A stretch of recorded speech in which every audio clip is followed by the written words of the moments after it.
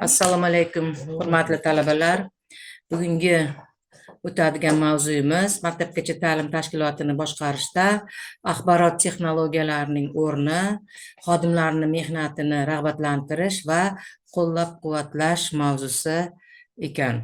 Demak, bugungi mavzuyimizning rejasi 3 ta rejadan iborat.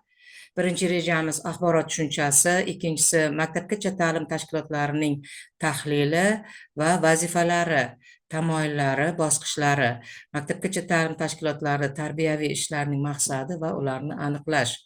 Uchinchi rejamiz esa xodimlarni rag'batlantirish shartligi va tizimini shakllantirish hisoblanadi. Demak, albatta, maktabgacha ta'lim tashkilotlarini axborot texnologiyalari, yangi informatsion yangiliklar bilan tanishtirishda axborot tushunchasi demak keng ko'lamni o'z ichiga oladi. Axborot tushunchasi deganda boshqaruv vazifalari axborot bilan ishlash orqali amalga oshiriladi. Shu bois boshqaruv jarayoni qator hollarda axborotni to'plash, saqlash, ishlash va uzatish jarayoni sifatida belgilanadi. Ammo bunda asosiysi aynan boshqaruvning o'ziga xos mazmunini tashkil etuvchi narsa ochib berilmaydi. Televizion ko'rsatuvlarni tayyorlash va translyatsiya qilishda ham axborot to'planadi, saqlanadi, ishlanadi va uzatiladi. Biroq bu boshqaruv jarayoni hisoblanmaydi. Demak, boshqa hollarda boshqaruv jarayoni qarorlarini ishlab chiqish jarayoni sifatida tushuniladi. Bu to'g'ri bo'lsa-da, yetarli emas. Har bir inson o'z hayotida ko'plab qarorlar qabul qiladi. Biroq bu boshqaruv qarorlari emas, balki bu boshqaruv. Bu shunchaki qarorlarni ishlab chiqish emas, ko'plab odamlar birgalikda umumni ishlashi uchun zarur va yetarli bo'lgan shart-sharoitlarni ta'minlashga qaratilgan chora-tadbirlarni ko'rinishi hisoblanadi. Shu bois biz boshqaruvni bundan buyon boshqaruv subyekti tomonidan amalga oshiriladigan uzluksiz izchillik faoliyati sifatida tushunamiz. Buning natijasida boshqariladigan obyekt qiyofasi va mazmuni shakllanadi hamda o'zgaradi. Birgalikdagi faoliyat maqsadlari aniqlanadi, ularga erishish usullari belgilanadi. Uning ishtirokchilari o'rtasidagi ish taqsimlanadi va ularning sa'y-harakatlari esa integratsiyalashtiriladi. Boshqaruv turkumi ichida turli xatti-harakatlar ajratilishi ko'rinishi mumkin. Ushbu o'rinda boshqaruv turkumi rejalashtirish, tashkil etish, rahbarlik qilish va nazorat qilish singari 4 ta asosiy boshqaruv ishining yopiq ishchiligi sifatida tushuniladi. Rejalashtirish bu faoliyat ko'rinishlaridan biri bo'lib, uni bajarish natijasida kelgusida qanday natijalarga erishish, maqsadlar qo'yilishi ko'zda tutilayotganligi, buning uchun qanday harakatlar, qanday izchillikda va qaysi muddatlarda bajarilishi kerakligi, ya'ni nima, qayerda va qay yo'sinda amalga oshirilishi lozimligi belgilanadi. Kelgusi faoliyatni rejalashtirish, ularga erishish uchun zarur bo'lgan ishning maqsadi, tarkibi, tuzilmasi va bajarish muddatlarini belgilash demakdir. Odamlar birgalikda samarali ishlash uchun kim va qanday ishlarni bajarishi, bunda funksional majburiyatlari, huquqlari, javobgarligi nazarda tutiladi. Bunda kim bilan va qay yo'sinda o'zaro munosabatda bo'lishi lozimligini belgilash, ya'ni taqsimlab olish kerak bo'ladi. Bunday vazifalar hal etiladigan ish tashkil qilish deb ataladi. Rejalashtirish va tashkil qilish ishini bajarish tufayli ta'lim tashkiloti jamoasi a'zolarining kuch-g'ayratini samarali birlashtirish uchun zarur, ammo yetarli bo'lmagan shart-sharoitlar yaratiladi.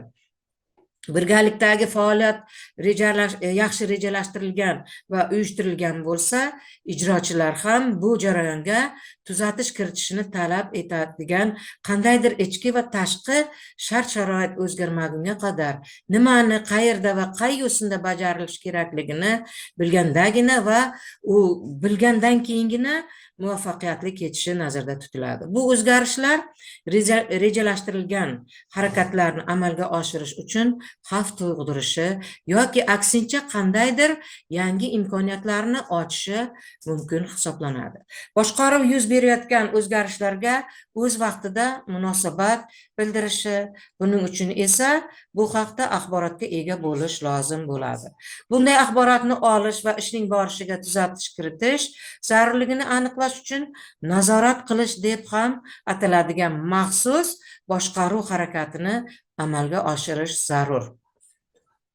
Maktabgacha ta'lim tashkilotining tahlili, ya'ni vazifalari, tamoyillari, bosqichlari va tashkilotda tarbiyaviy ishlarning maqsadi va ularni aniqlash bo'yicha bir qator ishlar olib boriladi. Ta'limni boshqarishning ham umumiy, ham xususiy qonuniyatlari obyektiv xususiyatga ega bo'lib, kishilar faoliyatini boshqarish jarayonida amalga oshiriladi. Ta'limni boshqarish tamoyillarini shakllantirishda boshqaruv qonuniyatlari to'liq hisobga olinishi kerak bo'ladi. Ta'limni boshqarish tamoyillari bu boshqaruv tizimi, tuzilmasi, boshqaruvni tashkil etishning asosiy talablarini belgilab beruvchi qoidalar hisoblanadi. Boshqaruv tamoyillarini ham qonuniyatlar kabi umumiy va xususiyga bo'lish mumkin. Ta'limni boshqarishning umumiy tamoyillari, demak, universal tabiatga ega bo'lib, boshqaruvning barcha sohalariga ta'sirini ko'rsatadi. Quyidagilar ta'limni boshqarishning umumiy tamoyillari sirasiga kiritish, quyidagilarni ta'limni boshqarishning umumiy tamoyillari sirasiga kiritish mumkin. Aniq maqsadga yo'naltirganlik, rejalilik, bilimdonlik, intizomlilik, rag'batlantirish, iyerarxiklik, ya'ni pog'onama-pog'ona olib borish hisoblanadi. Aniq maqsadga yo'naltirganlik tamoyili dasturiy maqsadli demak, boshqaruvning mohiyati bilan belgilangan bo'lib, har bir ta'limni boshqarish organi va uning har bir bo'linmasi oldiga maqsadlar aniq qo'yilishini ko'zda tutadi. Bunda maqsad haqiqatdan ham erishish mumkin bo'lgan va iloji boricha aniq ravshan belgilangan bo'lishi kerak. Bu ish aqlga muvofiq bo'lishini ta'minlaydi, xodimlar sa'y-harakatini uning ijrosiga safarbar etadi. Aniq maqsadga yo'naltirganlik tamoyili qo'yilgan maqsadlargina emas, balki ana shu maqsadlarning zarur resurslar bilan nisbati darajasini aniqlashi ham nazarda tutiladi. Ta'lim tashkilotini boshqarishda bitta emas, balki ko'plab boshqaruv turkumlari ham amalga oshiradi. Bu turkumlar iyerarxiklik, ya'ni pog'onalilik tuzilmaga ega bo'lib, xususiy turkumlar nisbatan umumiylari tarkibiga kiritiladi. Masalan, ta'lim tashkilotida o'quv ta'lim jarayonini boshqarishning umumiy turkumida boshlang'ich va umumiy o'rta ta'limni rejalashtirish, tashkil etish, unga rahbarlik qilish va uni nazorat etish turkumlari ajratib ko'rsatiladi. Bu turkumlar ham o'z navbatida murakkab tuzilmaga ega. Masalan, boshqarishda boshlang'ich ta'limni boshqarish turkumi ichida va ayrim sinflar, predmetlarni o'rganishni rejalashtirish, tashkil etish, rahbarlik qilish, nazorat qilish turkumlari ham ajratib ko'rsatiladi.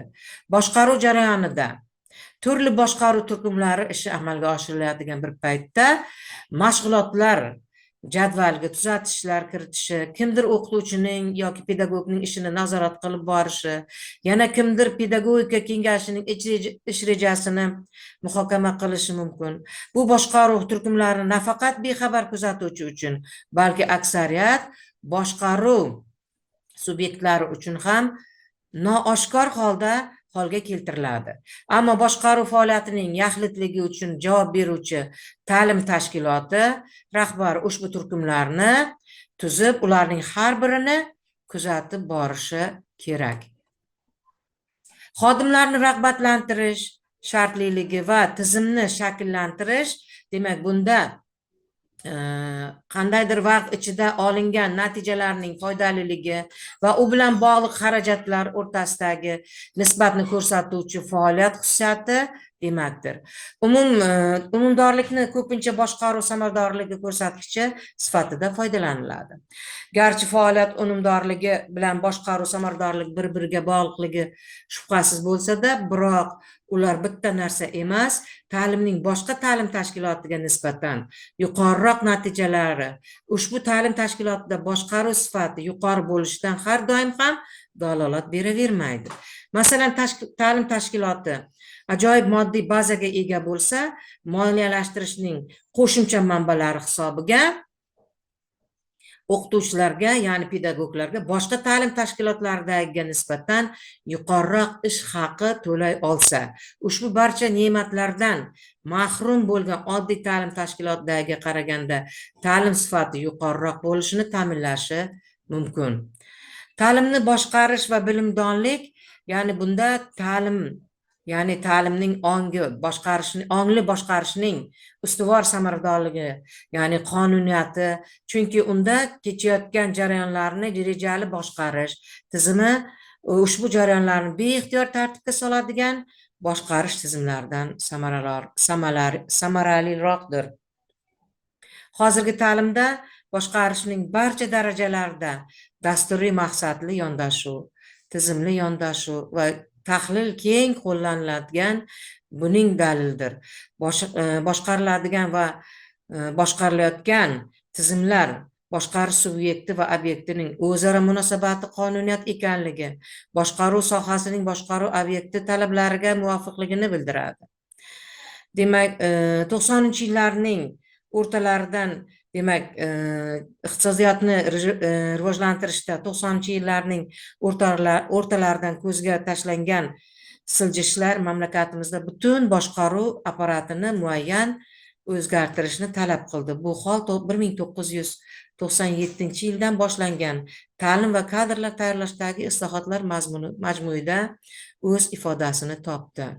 Boshqaruv bosqichlari sonini maqbullashtirish qonuniyatlari boshqaruvning ortiqcha bo'g'inlarini bartaraf etishni taqozo qiladi. Bu hol uning moslashuvchanligi va tezkorligini kuchaytiradi.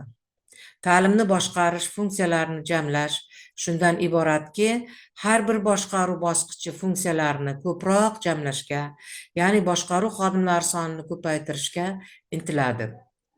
Barcha mamlakatlarda, demak, byurokratik apparat soni oshib borayotgani haqida ma'lumotlar bu qonuniyatni yaqqol namoyish etadi. Nazoratning yoyilganlik qonuniyati yo'l ostidagi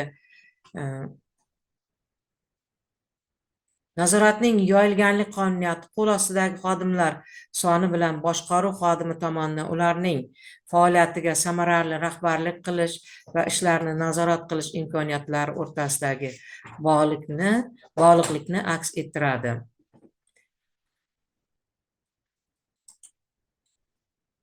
Bugungi sizlarga beriladigan ma'lumotlarimiz shulardan iborat edi.